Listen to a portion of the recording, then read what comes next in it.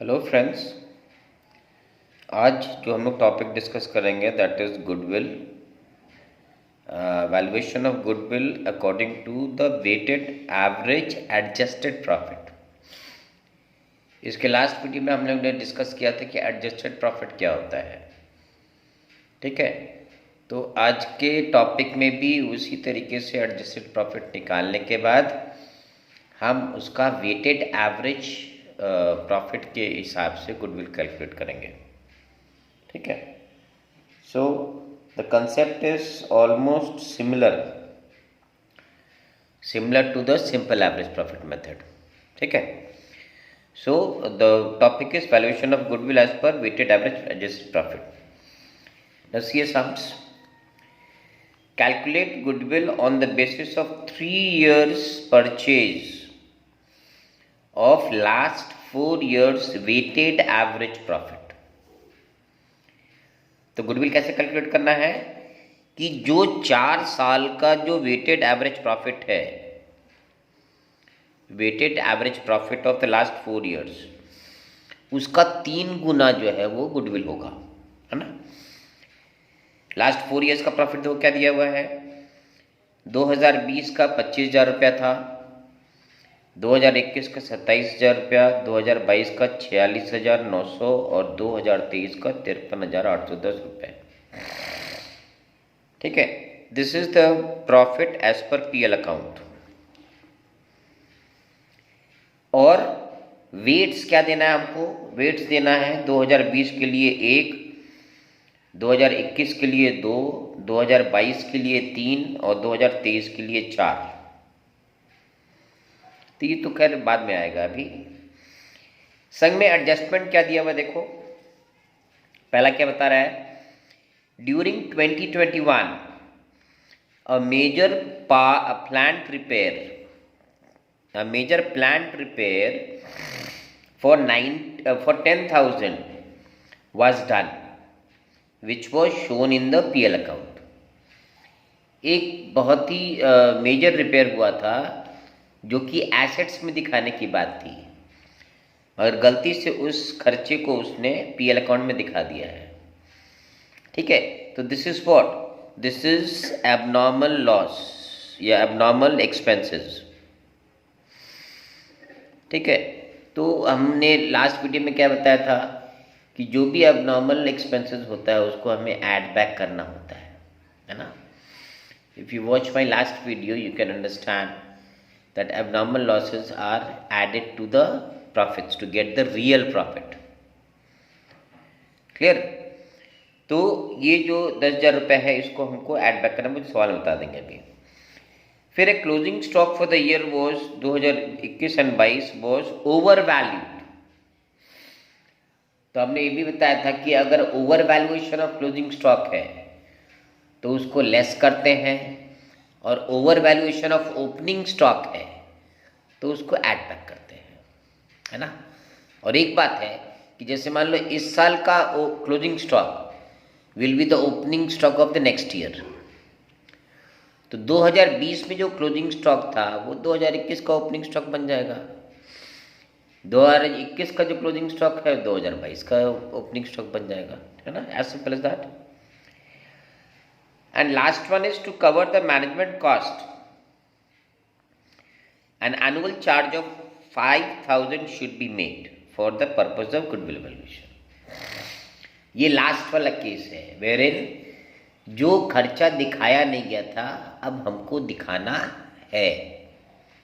So this is always deducted. Okay, so now we move on to the sums. How to solve this? देखिए ये इसका solution बना के रखा है हमने। पहला स्टेप क्या है? This is the first step. What is the first step? To compute the adjusted profit, है ना। तो क्या करेंगे? जितने साल का प्रॉफिट दिया उतने साल का हम लोग फॉर्मेट बना लेंगे। Profit as per profit and loss. जो प्रॉफिट दिए हुए थे वो बैठा दिया हमने पहले बिफोर एडजस्टमेंट। 25,000, 27,000, 46,900, 53,810। ठीक है, इसको हमने जो पीएल अकाउंट के हिसाब से था उसको बैठा दिया। फिर देखो जो मेजर प्लांट रिपेयर हुआ था वो 10,000 का जो प्लांट रिपेयर हुआ था वो 2021 में हुआ था। तो हमने क्या कहा था, जो भी अबनॉर्मल एक्सपेंसेस होते हैं, जो भी अबनॉर्मल लॉसेस होते हैं, that needs to be added back. वो जो प्रॉफिट्स हुआ है उसके साथ हमको ऐड बैक करना होता है, तब जाके हमें नॉर्मल प्रॉफिट्स मिलता है। ठीक है, तो देखो जो मेजर प्लांट रिपेयर हुआ है 10,000 हमने ऐड कर दिया है, मगर साथ में इस सवाल में कहा था कि उस प्लांट पे हमको डेप्रिसिएशन भी दिखाना है। Depreciation was to be charged at the rate of 10% on reducing balance. ठीक है, तो अब क्या करेंगे यहाँ पे कि जो प्लांट हमने 10,000 का खरीदा है उस पर डेप्रिसिएशन पहले साल में कितना बनेगा, 10%, 1,000। तो देखो यहाँ पे लेस कर दिया हमने।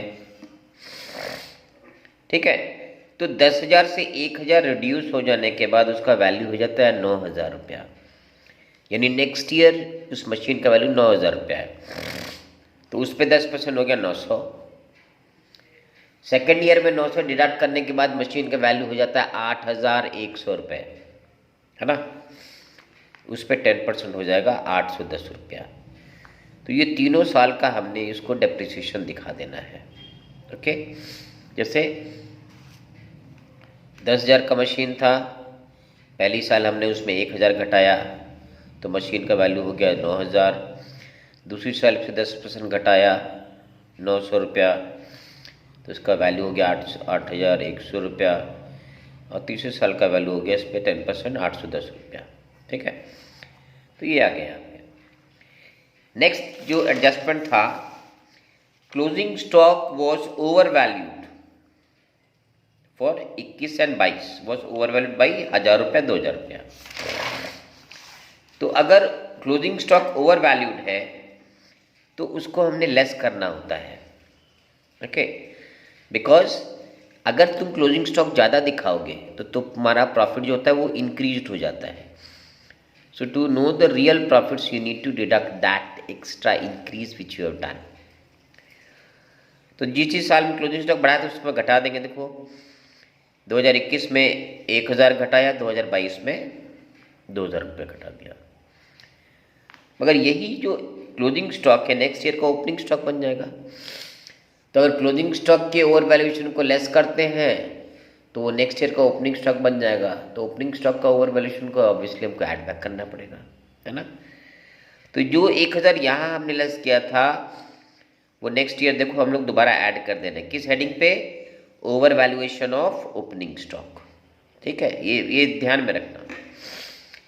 2022 का जो क्लोजिंग स्टॉक था वो 2023 का ओपनिंग स्टॉक हो जाएगा। तो देखो यहाँ भी हमने इसको ऐड कर दिया है थोड़ा सा। ठीक है, एंड लास्ट जो था कि हमको जो एनुअल चार्ज 5,000 रुपये दिखाना है।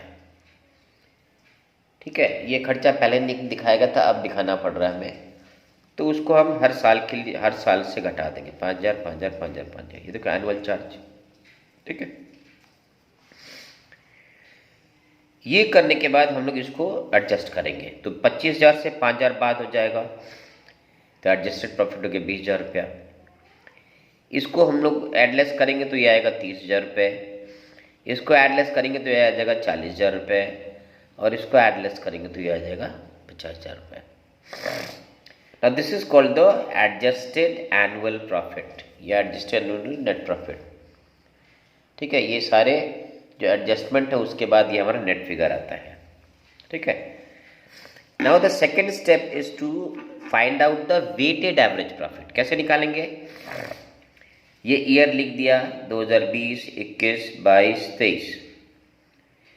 एडजस्टेड प्रॉफिट जो निकल के आया था वो यहाँ बैठा देंगे अपने, और सबका वेट जो जैसे इंस्ट्रक्शन दिया था वो वेट्स बैठा देंगे 1 2 3 4, और फिर इसको मल्टीप्लाई कर देंगे, है ना। तो 20,000 इंटू 1 20,000, 30,000 इंटू 2 60,000, 40,000 इंटू 3 1,20,000 और 50,000 इंटू 4 2 लाख। तो ये टोटल वेट्स को जोड़ देंगे तो ये 10 आ जाएगा। टोटल प्रोडक्ट को जोड़ देंगे तो 4 लाख हो जाएगा। ओके, अब वेटेड एवरेज प्रॉफिट कैसे निकालेंगे? 4 लाख वेटेड एवरेज प्रॉफिट निकालें कैसे? 4 लाख डिवाइड बाई 10 यानी 40,000 जो हो गया वो हो गया आपका weighted average annual profit. Clear? और गुडविल कितना बोला था? गुडविल कहा था goodwill 3 years purchase of 4 years weighted average profit. ठीक है, तो 3 इंटू जो एवरेज प्रॉफिट निकल के आया है वेटेड एवरेज प्रॉफिट, तो 1,20,000 will be the goodwill of the firm according to the weighted average profit method. ठीक है, तो अपने अभी तक हमने 2 मेथड कर लिए, एक सिंपल एवरेज और एक weighted average with adjusted profits. जो तीसरा मेथड है गुडविल कैलकुलेट करने का वो क्या है? Valuation of goodwill as per super profit method. अब ये सुपर प्रॉफिट क्या है? ठीक है, तो सुपर होता है जो कि नॉर्मल नहीं है, नॉर्मल से ज़्यादा है, उसे हम लोग सुपर कहते हैं। ये सुपरमैन, सुपरमैन क्या है? He has got some extraordinary powers, he can fly, he can lift heavy weights, जो कि आम आदमी कर नहीं पाता है। उसी तरीके से सुपर प्रॉफिट क्या है? सुपर प्रॉफिट है कि जो आपके फर्म में एक्स्ट्रा प्रॉफिट अर्निंग करने की कैपेसिटी है, उसे सुपर प्रॉफिट कहते हैं। ठीक है, so what is the formula for super profits? Super profits is equal to actual profit या एवरेज प्रॉफिट जो आपका फर्म अर्न कर रहा है minus the normal profit, minus the normal profit. Now what is normal profit? जब कभी भी आप बिजनेस करते हो तो आपको एक नॉर्मल एक्सपेक्टेंसी होती है कि भैया हम अगर 5 लाख रुपए बिजनेस में लगा रहे हैं तो I expect a profit of 10%। ठीक है, not I, the market aspects कि मार्केट में सस्टेन करने के लिए आपको एटलीस्ट 10% आपका रिटर्न्स होना चाहिए सारे खर्च बाद करने के बाद। तो जो मार्केट रेट एक्सपेक्ट करता है on the capital invested, that is called the normal rate of return. ठीक है, तो सुपर प्रॉफिट क्या हो गया? Actual profits minus the normal profits. ठीक है, वेयर एवरेज प्रॉफिट क्या है? तुम्हारे जो actual profits earn by the firm, जो फर्म आप रियलिटी में अर्न कर रहे हो। और नॉर्मल प्रॉफिट क्या हो गया? Capital employed into normal rate of return. ठीक है, that is capital employed into normal rate of return by 100। Okay, तो जैसे मान लीजिए आपने कैपिटल लगा रखा है 4 लाख रुपया और आपका नॉर्मल रेट ऑफ रिटर्न है 40,000 रुपये, तो आपका नॉर्मल प्रॉफिट कितना हो गया? 4 लाख का 10% यानी 40,000 रुपया। ठीक है, अब एक सवाल करेंगे। Raman and Rajan had a firm in which they invested 50,000 रुपया, यानी रमन और राजन का कैपिटल इन्वेस्टमेंट कितना है? 50,000 रुपया है। ऑन एन एवरेज प्रॉफिट्स पर 60,000, उनका एक्चुअल प्रॉफिट अर्न है 16,000 रुपया, है ना। There firm is earning 16,000 at the end of the year. The normal rate of return, NRR is what?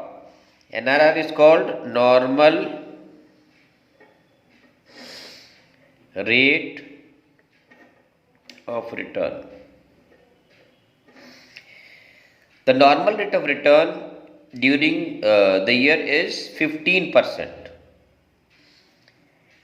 15% जो है वो फर्म एक्सपेक्ट करता है कि उसको नॉर्मल प्रॉफिट्स मिलने चाहिए। Goodwill is to be valued at 4 year purchase of super profits. Goodwill कैसे कैलकुलेट करना है? जो भी आपका सुपर प्रॉफिट निकला है उसका 4 गुना। ठीक है, हाउ टू डू इट? देखिए, तो आपका एवरेज प्रॉफिट कितना है? Average profit is your actual profit which your firm has earned. So your average profit is 16,000। Now what is your normal profit? Normal profit को फॉर्मूला लिखवाया था हमने, तुम्हारा capital employed that is 50,000 by a firm into normal rate of return. तो normal return of return कितना 15% है, यानी 50,000 का 15% यानी 7,500। इसका मतलब क्या है कि अगर आप 7,500 अर्न कर रहे हैं मतलब आप नॉर्मल प्रॉफिट्स अचीव कर पा रहे हैं, मगर आपने कितना अर्न किया है 16,000। So that is your reputation. Normal जो फर्म्स हैं मार्केट में वो 50,000 डाल के 7,500 कमा रहे हैं और आप 50,000 डाल के 16,000 कमा रहे हैं। ऐसा क्यों भाई? ऐसा इसलिए कि आपका मार्केट में रेपुटेशन है, आपका गुडविल है, ठीक है। You have that edge over other firms, जिसलिए कि उसीलिए क्या हो रहा है कि आप बाकी फर्म से ज़्यादा प्रॉफिट अर्न कर रहे हैं। So that is what your super profit is. तो सुपर प्रॉफिट क्या हो गया? जो आपने एक्चुअली अर्न किया है और ये जो बाकी दूसरे फर्म एक्सपेक्ट कर रहे हैं अर्न करने के लिए। तो 16,000 माइनस 7,500, ये प्रॉफिट आप एक्स्ट्रा अर्न कर रहे हो, तो ये हो गया आपका super profit. And this super profit earn by you is only due to your reputation in the market. तो गुडविल कैसे हो जाएगा? 4 year purchase of super profit. तो 4 into 8,500, so 34,000 will be the goodwill of the firm on the basis of super profits, ठीक है। तो this was the overall concept about super profits. So the next video will be 1 or 2 more sums on super profits and the capitalization method, okay, which will be released tomorrow. Okay, so thanks for your support and keep on doing the good work. Thank you and good night.